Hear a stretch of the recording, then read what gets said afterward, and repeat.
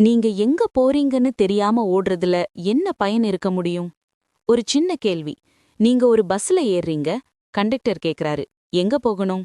நீங்க சொல்றீங்க, தெரியல, எங்கேயாவது போங்க, நான் சும்மா டிராவல் பண்றேன். என்ன நடக்கும்? நீங்க எந்த இடத்துக்கும் போய் சேர மாட்டீங்க. அதே மாதிரி தான் வாழ்க்கையும். நாம எல்லாரும் ரொம்ப பிஸியா ஓடிட்டு இருக்கோம். ஆனா கேள்வி என்னன்னா, நாம பிஸியா இருக்கோமா இல்ல முன்னேறிட்டு இருக்கோமா? வாழ்க்கையில ரெண்டே சாய்ஸ் தான் இருக்கு. ஒன்னு, திசை தெரியாம வாழ்றது. ரெண்டு, திசையோட வாழ்றது. திசை இல்லாத வாழ்க்கை எப்படி தெரியுமா? தினமும் எந்திரிக்கிறது, ஃபோன் யூஸ் பண்றது, டைம் பாஸ் பண்றது. இப்படியே மாசங்கள் போகும், வருஷங்கள் போகும். ஒரு நாள் திரும்பி பார்த்தா நான் என்ன சாதிச்சேன்னு ஒரு சந்தேகம் வரும். அதுதான் உலகத்திலேயே மிக கொடுமையான உணர்வு. ஆனா ஒரு இலக்கு இருந்தா ஒவ்வொரு நாளுக்கும் ஒரு அர்த்தம் இருக்கும். நீங்க வைக்கிற ஒவ்வொரு சின்ன அடிக்கும் ஒரு மதிப்பு இருக்கும். இலக்கு இல்லாத வாழ்க்கை துடுப்பில்லாத படகு. இலக்கு உள்ள வாழ்க்கை திசை காட்டும் கப்பல். ரெண்டு நண்பர்கள நினைச்சு பாருங்க. நண்பன் ஏ, பார்க்கலாம், வாழ்க்கை எங்க கொண்டு போகுதோ அங்க போவோம்னு சொல்றான். நண்பன் பி, அடுத்த 5 வருஷத்துல நான் இந்த இடத்துல இருப்பேன்னு ஒரு இலக்கோட இருக்கான். 5 வருஷம் கழிச்சு பார்த்தா நண்பன் ஏ அதே இடத்துல தான் இருப்பார். ஆனா நண்பன் பி மெதுவா நடந்திருந்தா கூட முன்னாடி போயிருப்பார். ஏன்னா இலக்கு இருந்தா முடிவுகள் எடுக்கிறது ரொம்ப சுலபம். உதாரணத்துக்கு, ஒரு மாணவனுக்கு டாக்டர் ஆகணும்னு இலக்கு இருந்தா அவன் நேரத்தை வீணாக்க மாட்டான். சரியான நண்பர்களை தேர்ந்தெடுப்பான். ஆனா இலக்கு இல்லாதவன் எந்த திசையில வேணா போயிருவான். நம்ம சமூகத்துல ஒரு ஆபத்தான வார்த்தை இருக்கு. பார்க்கலாம். இப்போ என்ஜாய் பண்ணலாம், அப்புறம் பார்க்கலாம். இப்போ சீரியஸ் ஆக வேண்டாம், அப்புறம் பார்க்கலாம். இந்த மனநிலை உங்க நேரத்தை சைலண்டா திருடிடும். காலம்தான் வாழ்க்கை. நேரத்தை வீணாக்கினா வாழ்க்கையே வீணாக்குறீங்கன்னு அர்த்தம். திடீர்னு ஒரு நாள் எவ்வளவு நேரத்தை வீணடிச்சிட்டோம்னு வருத்தப்படுறதுல பிரயோஜனமில்ல. அதனால பார்க்கலாம் என்ற மனநிலையை பண்ணலாம் என்று மாற்றுங்கள். இலக்கு முக்கியம்னு தெரிஞ்சிருச்சு. ஆனா அதை எப்படி செட் பண்றது? ஒன்னு, உங்களுக்கு என்ன வேணும்? பணம், அமைதி, புகழ், சுதந்திரம். எதுவா இருந்தாலும் உங்ககிட்ட உண்மையா பதில் சொல்லுங்க. 5 வருடம் கற்பனை செய்யுங்கள். 5 வருஷம் கழிச்சு உங்க லைஃப் ஸ்டைல் எப்படி இருக்கணும்னு கண்ண மூடி யோசிங்க. எழுதி வையுங்கள். மனசுல மட்டும் இருந்தா அது ஆசை. பேப்பர்ல எழுதினா அது இலக்கு. Written goals are powerful. சிறு படிகளாக பிரியுங்கள். பெரிய இலக்கை சின்ன சின்ன வேலைகளா மாத்துங்க. 5. தினசரி செயல். அந்த இலக்கை அடைய தினமும் ஒரு சின்ன வேலையாவது செய்யுங்கள். இலக்கு நிர்ணயிச்ச உடனே வாழ்க்கை ஈஸியாயிடாது. பிரச்சனைகள் வரும், தோல்வி வரும், நம்மளால முடியுமாங்கிற பயம் வரும். ஆனா உன்ன ஞாபகம் வச்சுக்கோங்க, இலக்கு இல்லாத வாழ்க்கையிலையும் கஷ்டம் வரத்தான் செய்யும். ஆனா இலக்கு இருந்தா நீங்க படுற கஷ்டத்துக்கு ஒரு அர்த்தம் இருக்கும். ஒரு கட்டமைப்பு இடத்துல 3 பேர் வேலை செஞ்சிட்டு இருந்தாங்க. ஒருத்தர்கிட்ட கேட்டாங்க, என்ன பண்றேன்னு. அவர் சொன்னார், சும்மா கல்லு உடைக்கிறேன். 2வது ஆள் சொன்னார், சுவர் கட்டுறேன். ஆனா 3வது ஆள் சொன்னார், நான் ஒரு பிரம்மாண்டமான கோவில கட்டுறேன்னு. வேலை ஒண்ணுதான். ஆனா 3வது ஆள்கிட்ட ஒரு தெளிவான இலக்கு இருந்தது. அதனால அவர் செய்யற வேலைக்கு ஒரு மரியாதை இருந்தது. இன்னைக்கு வீட்டுக்கு போனதும் ஒரு பேப்பர் எடுங்க. உங்க வாழ்க்கையோட இலக்கை எழுதுங்க. அது சின்னதா இருந்தாலும் பரவாயில்ல. எழுதாத கனவு வெறும் கனவுதான். எழுதப்பட்ட கனவுதான் இலக்கு. நீங்க எங்க போறீங்கன்னு தெரியாம ஓடாதீங்க. இலக்க முடிவு பண்ணுங்க. அப்போதான் பயணம் அர்த்தமுள்ளதா இருக்கும். ஒன்றிணைந்த முயற்சி அல்லது கன்சிஸ்டன்சி. முழு நீள உரையாடல். ஒரு நாள் பயங்கரமான மோட்டிவேஷன் வருது. அன்னைக்கு மட்டும் 10 மணி நேரம் வேலை பார்க்கிறோம். அடுத்த நாள் என்ன? சரி, இன்னைக்கு ஒரு நாள் மட்டும் ரெஸ்ட் எடுத்துக்கலாம்னு தோணுது. அப்புறம் 5 நாள், ஒரு வாரம் அப்படியே போயிடுது. இதுக்கு பேரு சக்சஸ் கிடையாது. உங்ககிட்ட ஒரு சின்ன கேள்வி. நீங்க கடைசியா முழு மோட்டிவேஷனோட இருந்தது எப்போ? அது எத்தனை நாள் நீடிச்சது? மோட்டிவேஷன் வர்றது ரொம்ப ஈஸி. ஆனா அதை தக்க வைக்கிறது தான் பெரிய சேலஞ்ச். அதனால தான் சொல்றேன், மோட்டிவேஷன் இல்லாத நாட்களிலும் நீங்க எடுக்கிற முடிவு தான் உங்கள வெற்றியாளரா மாத்தும். Motivation versus consistency.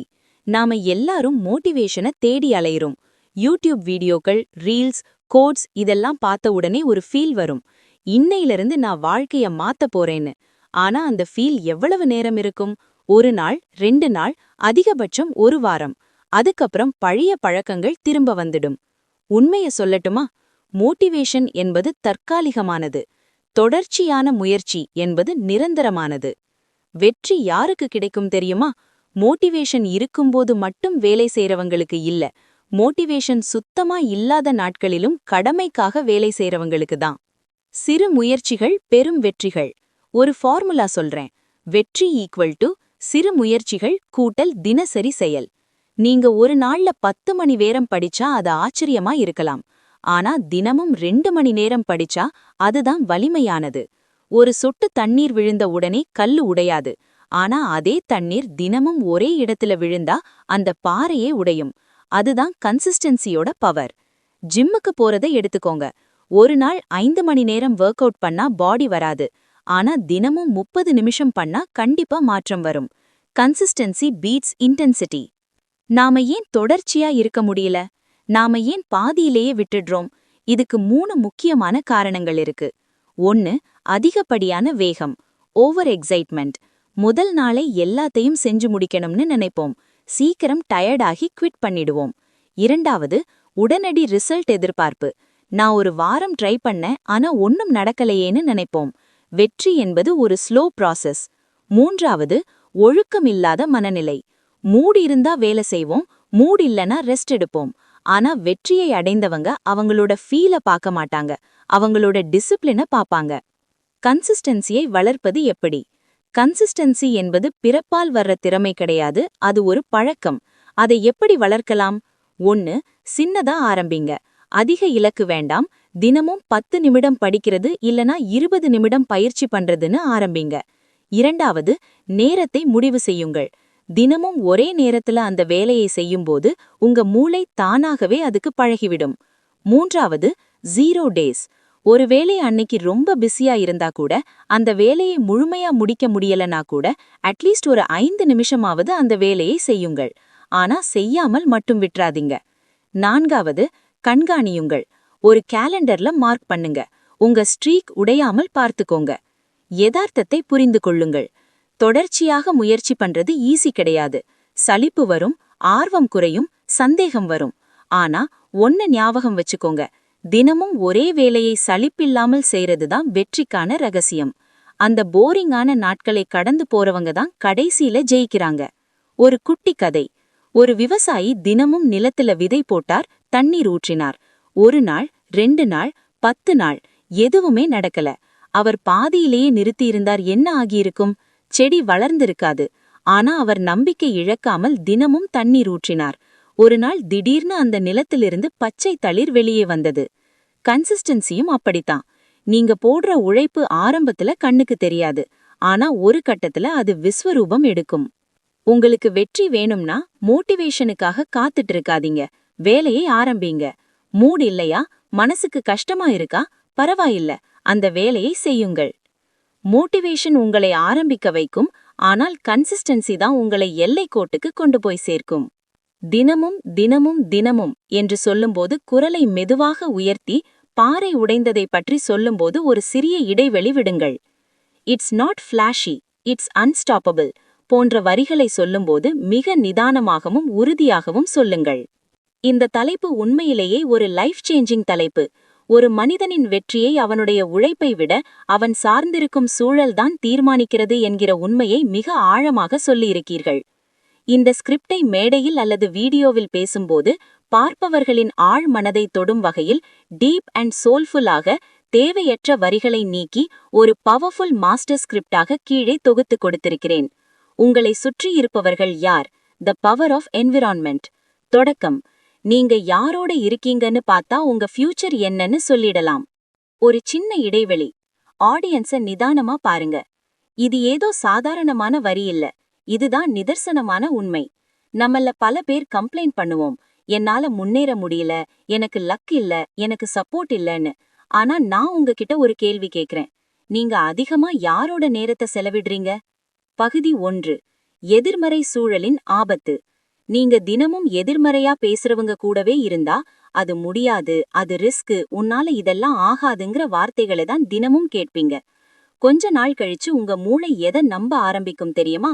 ஆமா, என்னால முடியாதுன்னு நீங்களே உங்களை நம்ப ஆரம்பிச்சிருவீங்க. இதுதான் உலகத்திலேயே மிக ஆபத்தான விஷயம். ஒரு சின்ன உதாரணம் கற்பனை பண்ணி பாருங்க. ஒரு ரூம்ல 5 பேர் இருக்காங்கன்னு கற்பனை பண்ணி பாருங்க. அந்த 5 பேருமே சோம்பேறியா, நேரத்தை வீணாக்குறவங்களா இருந்தா, நீங்க மட்டும் அங்க கடின உழைப்பாளியா இருக்க முடியுமா? ஆரம்பத்துல முயற்சி பண்ணுவீங்க.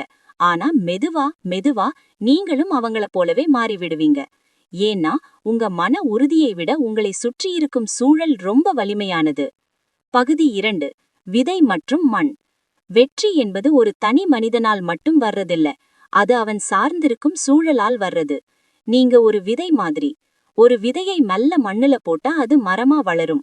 அதே விதையை ஒரு பாறையிலையோ இல்ல கெட்ட மண்ணுலையோ போட்டா அது செத்து போயிடும். இங்க விதை மேல தப்பில்ல. அந்த விதை வளர்றதுக்கு கிடைச்ச சூழல் தான் முக்கியம். அதனால உங்க நண்பர்கள் யாரு, நீங்க யாரோட பேசுறீங்க, யார ஃபாலோ பண்றீங்கன்னு கவனிங்க. பகுதி 3. டிஜிட்டல். நண்பர்கள் மட்டுமில்ல, உங்க சோஷியல் மீடியாவும் ஒரு சூழல் தான். நீங்க தினமும் என்ன கண்டென்ட் பாக்குறீங்க? வெறும் டைம் பாஸ் வீடியோக்களா இல்ல உங்கள வளர்த்துக்கக்கூடிய வீடியோக்களா? நீங்க எதை பாக்குறீங்களோ அதுதான் உங்க சிந்தனையை உருவாக்கும். உங்க சிந்தனை தான் உங்க வாழ்க்கையை உருவாக்கும். பகுதி 4. கசப்பான உண்மை. இங்க ஒரு கசப்பான உண்மையை சொல்றேன். வாழ்க்கையில எல்லாரையும் கூடவே கூட்டிட்டு போக முடியாது. சில பேரை பாதையிலேயே விட்டுட்டு வரணும். அது ரொம்ப கஷ்டமான விஷயம்தான். ஆனா அது ரொம்ப அவசியம்.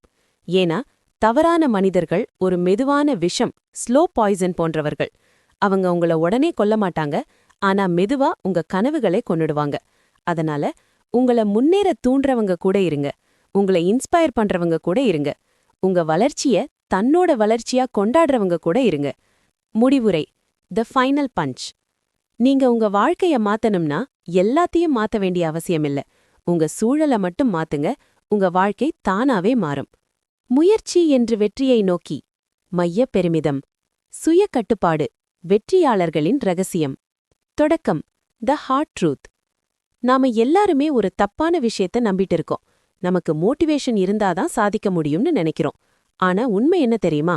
மோட்டிவேஷன் என்பது ஒரு விருந்தாளி மாதிரி. வரும், போகும். ஆனா டிசிப்ளின் அப்படி இல்ல. அது உங்க கூடவே இருக்கிற ஒரு போர் வீரன் மாதிரி. உங்ககிட்ட ஒரு கேள்வி. நீங்க காலையில அலாம் அடிக்கும்போது அத ஸ்னூஸ் பண்ணிட்டு தூங்குறீங்களா, இல்ல எந்திரிக்க பிடிக்கலனாலும் எழுந்தே ஆகணும்னு எந்திரிக்கிறீங்களா?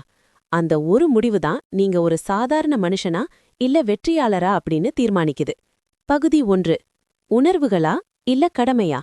Feelings versus discipline. நம்ம மூளை ரொம்ப புத்திசாலித்தனமானது. அது எப்பவும் நமக்கு கம்ஃபர்ட்ட தான் கொடுக்கும். இன்னைக்கு மழை பெய்யுது, தூங்கலாம். இன்னைக்கு மூட் சரியில்லை, அப்புறம் படிக்கலாம். இன்னும் 5 நிமிஷம் மட்டும் ரீல்ஸ் பார்க்கலாம். இப்படி உங்க உணர்வுகளுக்கு நீங்க அடிமையானா நீங்க ஒரு நாளும் ஜெயிக்க முடியாது. ஆனா சுய கட்டுப்பாடு இருக்கிறவன் என்ன தெரியுமா பண்ணுவான்? அவனுக்கு அந்த வேலைய செய்ய பிடிக்கலனாலும் செய்யணும்னு தோணலனாலும் அதை செஞ்சு முடிப்பான். ஏன்னா அவன் உணர்வுகளை பின்பற்றுவதில்லை, தன் லட்சியத்தை பின்பற்றுகிறான். பகுதி 2. கவனச்சிதறல்கள், டிஸ்ட்ராக்ஷன்ஸ் அண்ட் கண்ட்ரோல். இன்னைக்கு நம்ம கையில இருக்கிற ஃபோன் ஒரு மிகப்பெரிய ஆயுதம். ஆனா அது உங்களை செதுக்குதா இல்ல சிதைக்குதா? ஒரு முக்கியமான வேலை பண்ணிட்டு இருப்பீங்க, ஒரு நோட்டிஃபிகேஷன் வரும், உடனே கை அங்க போகும். அங்கதான் உங்க சுய கட்டுப்பாடு சோதிக்கப்படுது.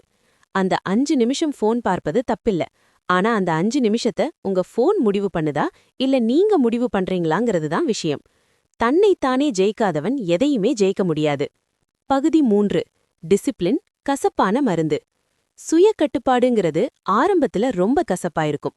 பிடிச்ச சாப்பாட தவிர்க்கிறது கஷ்டம். அதிகாலையில எந்திரிக்கிறது கஷ்டம். தேவையில்லாத அரட்டைகளை விடுறது கஷ்டம். ஆனா அந்த தற்காலிகமான கஷ்டத்தை ஏத்துக்கிறவங்களுக்கு மட்டும்தான் நிரந்தரமான வெற்றி கிடைக்குது. டிசிப்ளின் என்பது உங்களுக்கு நீங்களே கொடுத்துக்கிற ஒரு தண்டனை இல்ல. அது உங்க எதிர்காலத்துக்காக நீங்க கொடுக்கிற மிகப்பெரிய பரிசு. முடிவுரை. த ஃபைனல் கால். வெற்றியாளர்களுக்கும் சாதாரண மனிதர்களுக்கும் ஒரே ஒரு வித்தியாசம்தான். சாதாரண மனிதன் மூடு இருந்தா வேலை செய்வான். வெற்றியாளன் மூடு இருந்தாலும் இல்லைன்னாலும் வேலையை செய்வான். பஞ்ச். உங்க மனசு சொல்றதை கேட்டு நடந்தா நீங்க சாதாரண ஆள். உங்க லட்சியம் சொல்றதை கேட்டு உங்க மனசை கட்டுப்படுத்தினா நீங்க ஒரு சாதனையாளர். சுய கட்டுப்பாடு என்பது உங்களை சிறைப்படுத்துவதல்ல, உங்களை விடுவிப்பது. பேச்சாளருக்கான டிப்ஸ். ஸ்னூஸ் மற்றும் ரீல்ஸ் போன்ற வார்த்தைகளை சொல்லும்போது ஆடியன்ஸை நக்கலாக பார்த்து சிரிப்பது அவர்களை இன்னும் அதிகமாக சிந்திக்க வைக்கும். தன்னைத்தானே ஜெயிக்காதவன் என்ற வரியை மிகவும் நிதானமாகவும் ஆழமாகவும் சொல்லுங்கள். இப்போ நான் சொன்ன இந்த 5 விஷயங்கள், clear goal, consistency, accept failure, right people, self discipline. இந்த 5ம் சிம்பிள் தான், ஆனா ஈஸி இல்ல. நீங்க இப்போ கேக்குறீங்க, மோட்டிவேஷன் ஃபீல் ஆகலாம், ஆனா ரியல் சேஞ்ச் எப்ப வரும்? உங்க ஆக்ஷன் எடுக்கும்போது தான். இன்று முடிஞ்சதும் ஒரு பேப்பர் எடுத்து உங்க கோலை எழுதுங்க. நாளை முதல் ஒரு ஸ்மால் ஸ்டெப் எடுங்க. ஒரு நாள் ஒரு ஸ்மால் சேஞ்ச், அதுதான் ஒரு நாள் பெரிய சக்சஸ் ஆகும். நீங்க வெயிட் பண்ற லைஃப் நீங்க கிரியேட் பண்ணணும். So start today. Start now.